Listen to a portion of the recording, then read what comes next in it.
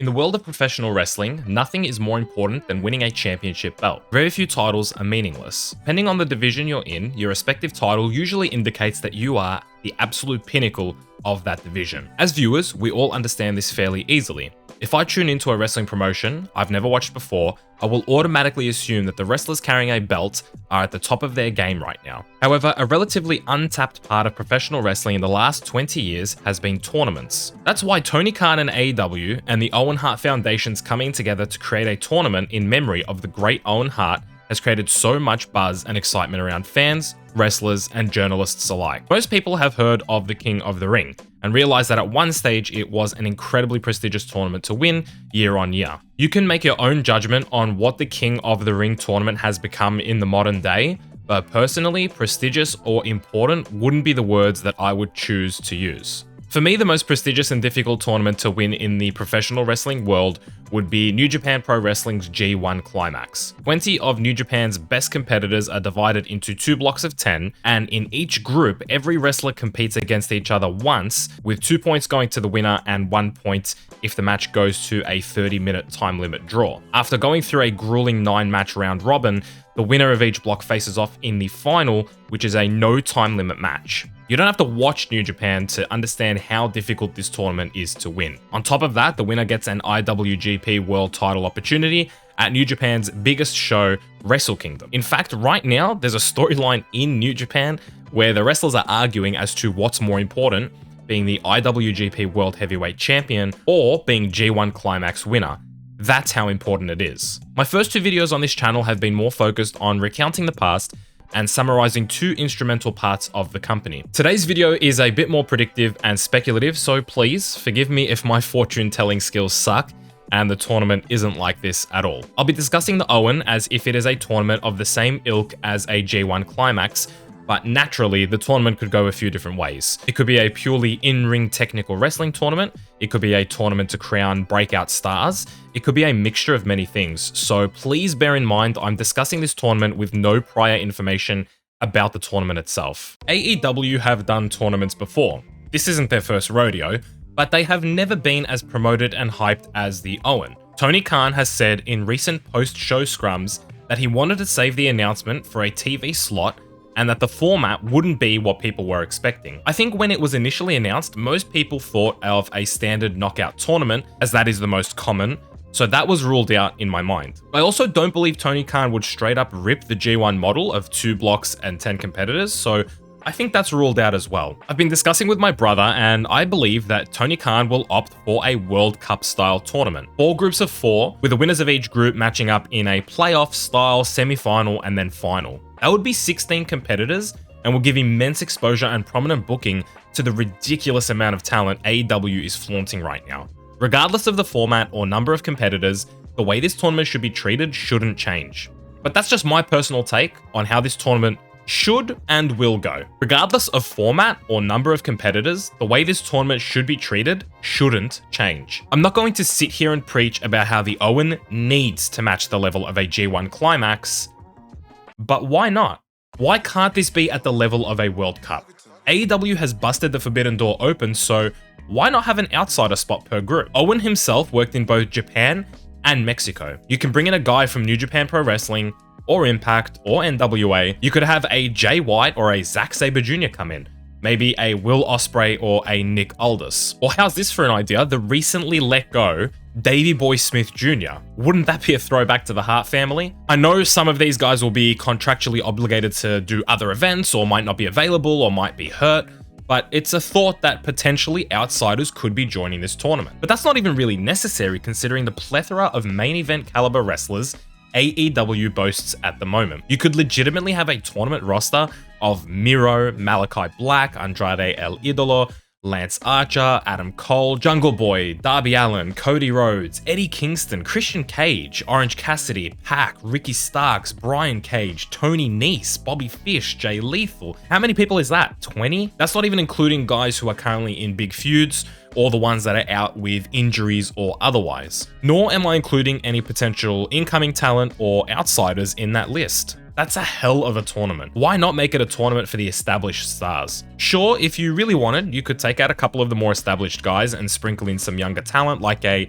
Dante Martin or a Daniel Garcia. But if this is a yearly tournament, then there really isn't any rush to book the younger guys to win it. The beauty is there's so many options. Regardless, the winner will be beating some of the best wrestlers in the world, and that will make this tournament one of the most prestigious in the world. I guess while we're discussing it, let's talk about potential winners. Miro, a legit top 10 wrestler in the world right now. I do love Miro, so this is more of a personal choice, as I think he may be feuding for the world title at some stage during this tournament's run, depending on when it happens. I just think the guy is so on his game right now that booking him in the tournament could only result in him winning the whole damn thing. My dark horse to win the whole thing would be Andrade El Idolo. I think he may be the most well put together professional wrestler. I think if he had Ric Flair by his side, there's no reason why he shouldn't be a name on the list. My favorite?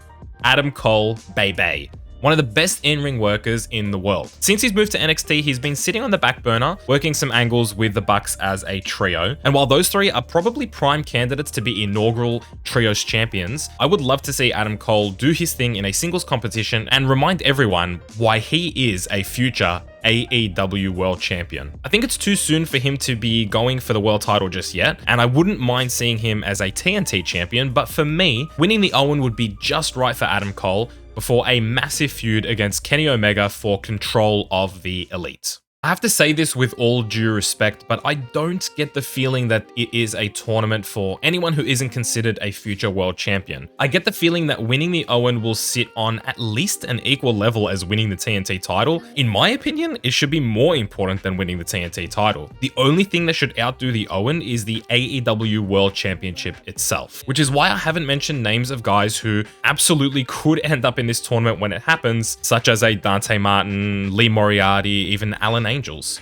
I can't believe that guy's 23, by the way. I just learnt that after his match against Bryan Danielson. Listen, at the end of the day, what I'd like to see is AEW adopt a calendar of cups. I'm a huge tournament guy, and I think that format is truly underutilized in professional wrestling. It's something that I felt for a really long time. AEW should hold 4 cups or tournaments, whatever you want to call them, annually, one between each of the pay-per-views, with the finals being on a special event show like a Grand Slam or something like that, all revolving around different themes. I actually liked the women's tag team tournament as an idea. I'm not sure I'd watch it every year or watch all the matches, but as an idea, I didn't mind it. It is something different, and it is a good way to show off some of the women in what is going to be a growing women's division in AEW. I did pitch the idea of a Trios Cup, but that would only work as an annual event if the belts aren't brought in long term, but it could be a good way of doing a one-off tournament to crown the very first champions. I think a breakout tournament would be great. Maybe have an age cap to it, so wrestlers that are 25 years or younger, or maybe you could do 30 years or younger, are the only wrestlers in the tournament. I think that would be fantastic. I could envision the breakout cup being a great way to showcase the next generation and something that all the young wrestlers would want to win. Maybe a Forbidden Door Invitational tournament to give other companies some exposure. A hardcore tournament would certainly be different and something that AEW hasn't shied away from. They don't all have to be World Cup style tournaments. In fact, I would prefer the Owen to be special and be the only World Cup style tournament in AEW. Give it some uniqueness. But I would also love it if AEW adopted more tournaments into their calendar. I feel it's a great way to give Dynamite and Rampage some importance week to week to make sure you catch the tournament matches, as well as really give the talent a chance to shine. Not to mention the matches almost book themselves, so it gives the writing team a chance to take a breather. It seems like a win-win. I'm super excited about the Owen. No matter what the tournament ends up being, I'm certain I will enjoy it. The tournament may go in other ways. Like I said before, it may have a lot more variety in the field. You can go the route of a Brian Pillman Jr. winning it and being the successor to the Hart Foundation, considering his father's ties with the Harts. That theory is currently the most popular among the internet from what I have seen, due to the fact that it is such a fairy tale story. They could play off some sibling rivalry. They could have a Penta and Fenix in the final, or the Martin brothers emulating Owen and Brett's rivalry. I have nothing against going for the younger talent or less established guys, but personally and selfishly, I do hope the tournament is similar to what I've outlined. The best of the best battling it out. I'd love to look back in 5 to 10 years and look at how big some of the names that have won this tournament are. I think Owen's memory warrants this being important. I think it warrants this being prestigious. I think it warrants this being one of the most coveted spots in wrestling. I'm sure the talent feel the same way. You'd be hard pressed to find someone in the AEW locker room who isn't putting their hand up to be in this tournament. And I think that speaks volumes as to how Owen is remembered. And now I throw it off to you. As this is a speculative video, I'd love to hear your opinion. One thing I've learned over the first 2 videos is that you guys are a lot more knowledgeable than me when it comes to wrestling, and that I'm learning a lot from different perspectives. I'm a wrestling fan, that's for sure, but I'm also a bit of a casual. More of a softcore wrestling fan than a hardcore one. I watch Dynamite and some Rampages, but other than that, I try and remain disconnected and not overload myself too much so that I don't get burnt out. I definitely come from a sport-loving background, so my takes on things will always revolve around that mentality. But what do you think about the Owen Hart Cup? What will the format of the tournament be, and who do you have as your top 3 contenders for the tournament? I'm fairly active in responding to comments, so please do give your thoughts below, as I do love engaging in wrestling conversation. Someone said my videos end too abruptly, so I guess if you enjoyed the video, give it a like, as that helps me out massively, and most importantly, thanks for watching.